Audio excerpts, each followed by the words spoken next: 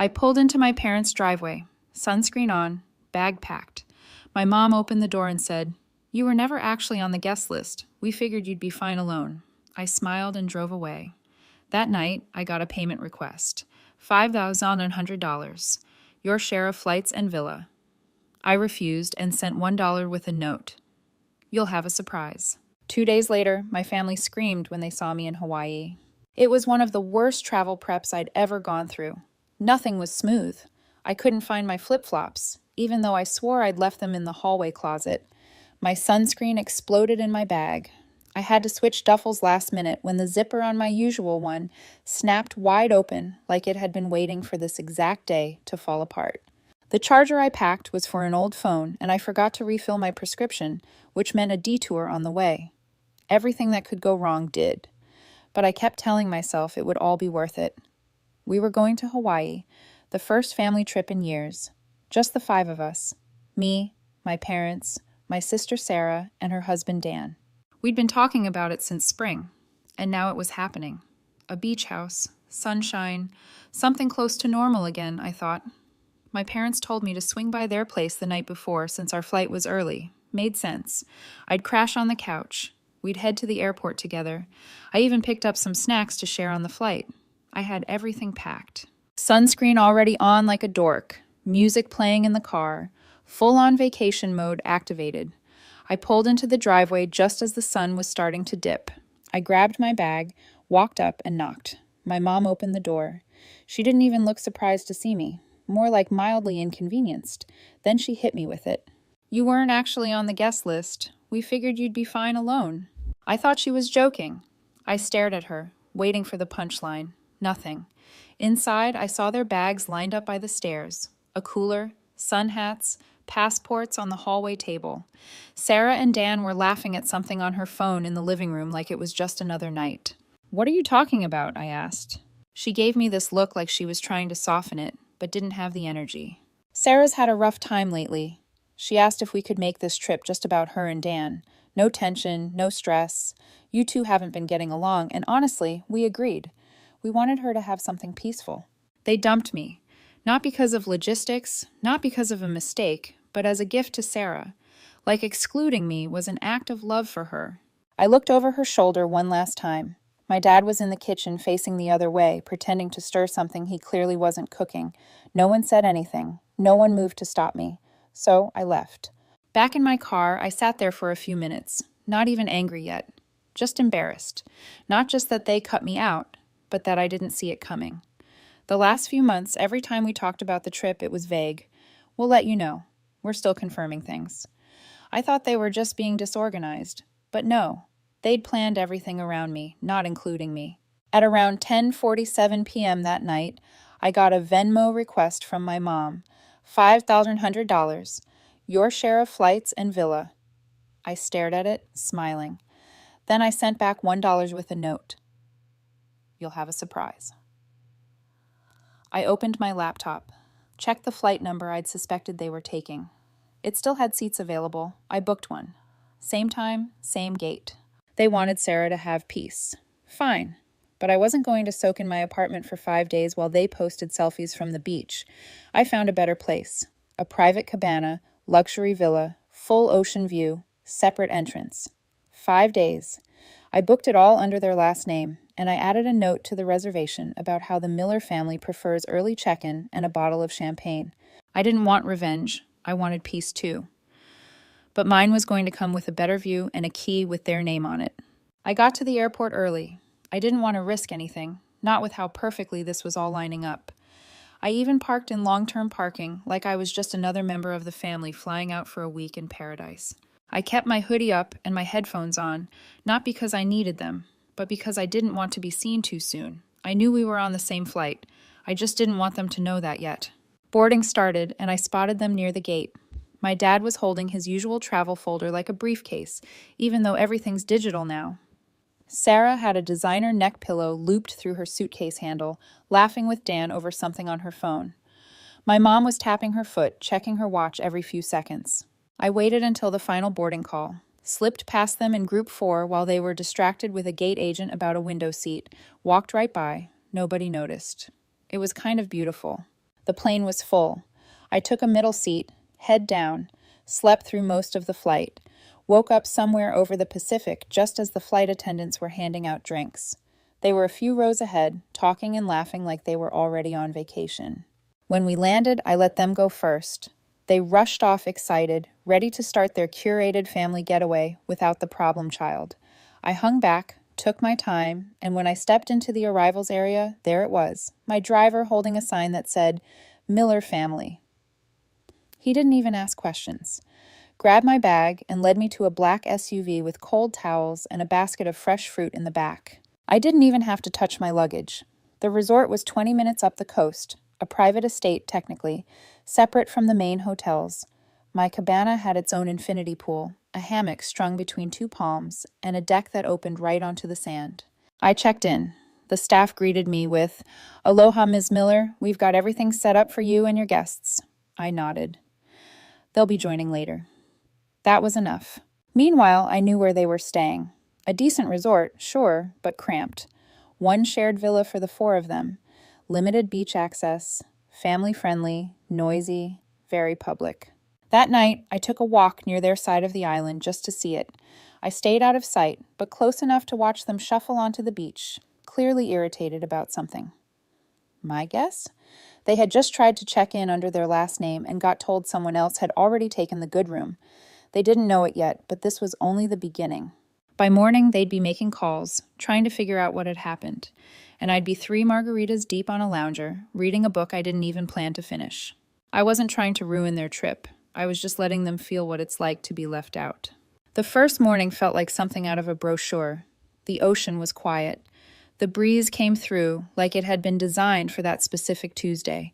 I had no messages, no calls, no noise, just a plate of tropical fruit I didn't recognize and the sound of waves. It was the first time in a long time I didn't feel like I was orbiting around someone else's life. By 9 o'clock a.m., the messages started coming in. First was a text from my mom. "Did you do something with our reservation?" I ignored it. Then Sarah chimed in. "We need to talk. Something weird's going on with the villa." That one made me smile. She followed it up with a voice message I didn't listen to. What happened was exactly what I expected. They tried to check in only to find out that Miller had already claimed the beachfront cabana and there was no second booking. The staff told them the name had been flagged for VIP check-in hours earlier. They were bumped to a downgraded room farther from the beach.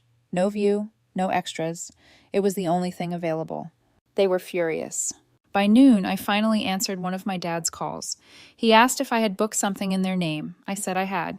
He asked why. I told him, "I figured you'd be fine alone." He hung up. I spent the day lounging by my pool, ordering ridiculous food just because it was on the menu. 2 women I met that morning at breakfast, Cassie and Joy, ended up joining me for drinks.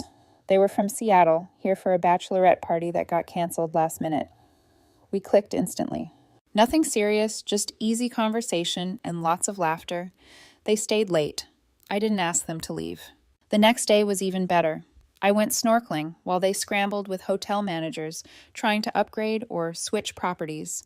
I knew they couldn't. Every decent place was booked out weeks in advance. They were stuck. I passed them once on the beach path near a crowded bar. Sarah saw me and did a double take. She was in sandals and clearly sunburned. I was in shades and a linen shirt, fresh off a massage. She didn't say anything. Neither did I. That night, Joy and Cassie came back. We watched the sunset on the deck, then crashed early, just stretched out listening to music and the ocean. I didn't feel triumphant. Not exactly. I felt quiet. Still, like everything that had built up over the years had been released in 5 days of silence and salt air. Back home, I knew there would be fallout. There always is. But for now, they were the outsiders, and I was exactly where I was supposed to be. On the 4th morning, a resort staff member knocked on my cabana door. I thought maybe it was another welcome drink or towel service, but instead they handed me an envelope. Not from the front desk. Hand-delivered by a guest, they said. It had no name on the outside, just a room number scribbled in the corner. Inside was a folded piece of resort stationery. 3 sentences in Sarah's handwriting. "This was beyond petty. We're embarrassed for you. You've ruined the trip." No hello, no name, no explanation, just that. I folded it carefully and slid it under my drink on the patio table like it was nothing. I didn't even feel angry. Not really. It was more strange than anything, like they genuinely thought I was just going to vanish and not notice. And now that I hadn't, I was the villain for not going quietly. I spent the next few hours in town with Cassie and Joy. They'd found a boat tour that was a bit off the radar, owned by a retired marine biologist who offered reef dives to small groups. It ended up being just the three of us. We took turns diving, swam with sea turtles, and drank out of real coconuts.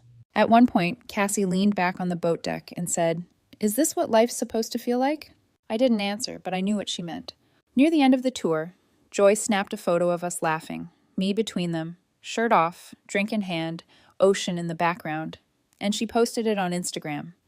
I didn't even think about it at the time, just another vacation pic.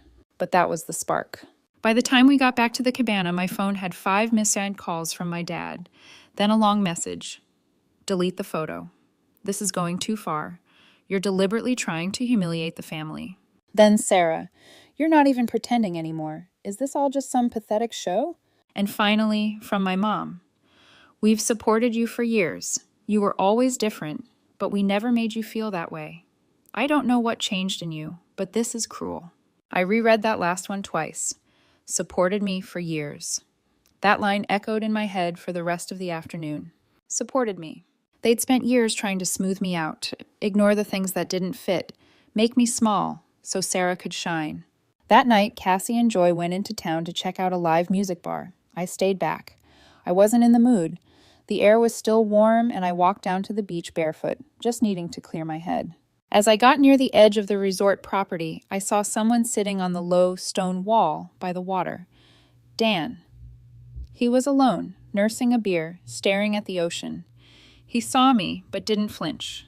After a second, he raised the bottle like a lazy wave. I hesitated, then walked over, sat down a few feet away. Dan didn't look at me. "They're unraveling," he said. "Your mom cried earlier. Sarah's been slamming doors." I didn't say anything. She wasn't expecting you to actually show up. He added, "Definitely not like this. They all thought you'd just sulk at home." I glanced at him. "Did she ask them to leave me out?" He didn't answer immediately. Took a sip, then said, "It was her idea. I think they went along with it because it seemed easier than dealing with another fight." I nodded slowly. He glanced over. "I don't think you're wrong, but I'm probably not supposed to say that." We sat there in silence for a while. The tide was creeping up the sand. A crab skittered past us like it didn't want to get involved. When I stood to leave, Dan said, "They're going to keep coming after you when we're back." I know. Back at the cabana, Cassie and Joy were curled up on the daybed, both half asleep under a throw blanket, music playing low on someone's phone. I grabbed a water bottle from the minibar and sat outside with them. Joy opened one eye, looked at me, then drifted off again. I leaned back and closed my eyes. Let them scream. Let them post. Let them spiral. This was the first time in my life I wasn't trying to earn a seat at their table, and it felt better than anything I could have imagined. The flight home was quiet. We were on the same plane again. Total coincidence, but it felt like some twisted symmetry. I boarded first this time, sat near the back with a window seat and noise-canceling headphones. I saw them come in, my parents, Sarah and Dan, tired, tan, and not speaking to each other. They didn't notice me. Or maybe they did, and just didn't want another scene. The weird part was, I didn't feel anything. No smugness, no triumph, just nothing. I watched the seatbelt light flick on and looked out the window until we were in the air. After landing, I ignored their glances at baggage claim and walked straight to the parking garage. They didn't try to stop me. I think even they knew there wasn't anything left to say. 2 days later, the retaliation started. First, the text from my mom. "We've decided to pause communication for a while. Emotions are still high. You crossed the line, Ella." Then my dad. "We hope you reflect on the choices you made and the damage done." But the real message came in the form of money. They filed a formal payment request through Venmo again. $15 and $100. Flights, villa. Emotional distress, not included. I denied it. They tried again. I denied it again. Then I blocked both of them. Sarah didn't block me. She did something worse. She started texting constantly, not to talk, but to provoke. "Hope your little stunt was worth it. You really think this makes you look strong? It's pathetic. You've always been selfish. Don't expect this to just go away." I didn't respond, not once. She escalated from text to voice messages, sometimes 3 or 4 in a row. I deleted them all without listening. At work, I didn't mention the trip. My coworkers asked how Hawaii was, and I just said, quiet, just what I needed. No one cried. Cassie and Joy followed me on Instagram. We exchanged a few messages, but it was clear we'd each go our own way, and that was fine. What we had was short, simple, and exactly what I needed in that moment. Nothing more. A week after the flight back, I got an email from my dad with the subject line, "Family boundaries going forward." I didn't open it. I archived it. Whatever line they thought I crossed, I wasn't interested in defending myself anymore. They made a choice to leave me out, to make someone else more comfortable. I made a choice to stop chasing their approval. Simple as that. By the end of that month, I deleted the family group chat and removed every shared calendar event I had marked. Birthdays, holidays, anniversaries, gone. The silence wasn't sad, it was clean. By the time October rolled around, it had been almost 3 months since Hawaii. No calls, no family dinners, no check-ins. Nothing. The last time I heard my parents' voices was in that airport terminal, when they were laughing without me. And the last time I saw Sarah was that flash of her on the path, sunburned and stunned, when she realized I was staying somewhere better than all of them combined. They never apologized. Not once. They just shifted into this passive-aggressive campaign to freeze me out completely. My mom unfollowed me on everything. My dad blocked me on Venmo and LinkedIn, which was honestly just bizarre. Sarah didn't block me, but her texts kept coming every couple of weeks. Same tone every time. "You should talk to Mom. This went too far, Ella. Seriously." "Still playing the victim, huh? You just abandoned us." Typical. She never once acknowledged what they did. Never mentioned the decision to exclude me in the first place. In her mind, I was the selfish one because I didn't just accept being left behind, because I didn't roll over and pretend everything was fine when it very clearly wasn't. Eventually, I muted her, then finally blocked her too. Not out of spite, just because it was exhausting. She didn't want to talk. She wanted to keep herself angry. In early November, I ran into Dan at a gas station near my place. He was alone. He gave me a small nod when we made eye contact, then walked past me without saying a word. I didn't stop him. Didn't care to. I was done reaching for people who didn't know how to hold anything that wasn't about them. A few days later, I got one last letter in the mail from my mom, handwritten, a full page. She said she hoped I was okay, that she didn't understand where all this anger came from, that it was tearing the family apart. She wrote that forgiveness was still possible, but only if I came forward and admitted my part in creating such an ugly division. I folded it neatly, put it in the drawer next to my bed, and never read it again. That was the last time any of them reached out. Christmas came, then my birthday. I spent both with a few friends from work. No drama, no forced small talk, no walking on eggshells. I thought about Hawaii sometimes. Not the revenge, not the petty satisfaction, but the feeling of that first morning alone, when the ocean was calm and no one expected anything from me. That moment when I realized I didn't need them to give me space anymore, I could take it for myself. It wasn't about punishment, it was about peace. And peace, I've learned, doesn't beg to be understood. It just stays quiet and lets everything else keep screaming. That's the last I'll say about them. We don't talk anymore, and I don't miss it. Almost a year had gone by. It had gotten to the point where entire weeks passed without me thinking about them. I'd stopped wondering if they'd reach out. I'd stopped checking for their names in my inbox or bracing every time the phone buzzed. Life moved forward. I moved closer to the coast, picked up more freelance clients, and finally started sleeping through the night again. I wasn't trying to rebuild anything. I just built something new. Quiet, normal, mine. I was seeing someone, Nick. We met at a gallery opening and hit it off without trying too hard. He didn't dig into my past, and I didn't unload it. For the first time in forever, I had space around me that didn't feel like it belonged to someone else. Then, last Tuesday night around 8:30, there was a knock at my door. It wasn't expected. I hadn't ordered food, and no one ever visited without texting first. I assumed maybe a neighbor needed something, or a delivery ended up at the wrong unit. I opened the door, and Sarah was standing there. She looked rough, not in a dramatic, falling apart way, but in a way that said she hadn't been winning for a while now. Her hair was pulled back, badly dyed darker, and she had no makeup on. She wore this windbreaker I swear I'd seen her wear in college, back when things still made sense between us. Neither of us said anything for a moment. Then she looked at me and said, "Mom's in the hospital." My mouth opened before my brain caught up. What happened? Heart attack, she said. Mild. They said she'll recover, but she asked for you. I just stood there. I didn't move, didn't breathe for a second. I couldn't even picture my mom in a hospital bed, not because she seemed invincible, but because I had finally filed all of them away into a part of my mind I didn't visit anymore. Sarah kept going.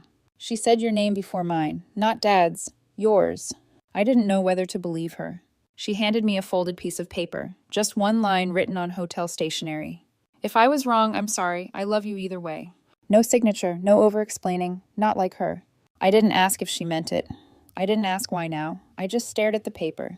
Then Sarah said something I didn't expect. She's scared you won't come. Not because you're angry, because she thinks maybe you've actually moved on. It was the most honest thing she'd said to me in years, maybe ever. And for a brief second, I felt it. That crack in the wall I'd built. Not a collapse, not forgiveness, just a flicker of something I didn't want to name. I asked how she got here. She said she took a rideshare. Her car was in the shop. The Sarah I knew wouldn't be caught dead without her car. I watched her turn and walk back down the driveway without waiting for a response. I closed the door, sat in the dark with the note still in my hand. Nick texted me an hour later. Just a simple, "Want me to come over?" I stared at the screen. Then I replied, "Not tonight. It's been a weird day." I didn't go to the hospital. I didn't call anyone. But I didn't throw away the note either. It's still on the kitchen table, folded, waiting. And for now, that's all I'm ready to give.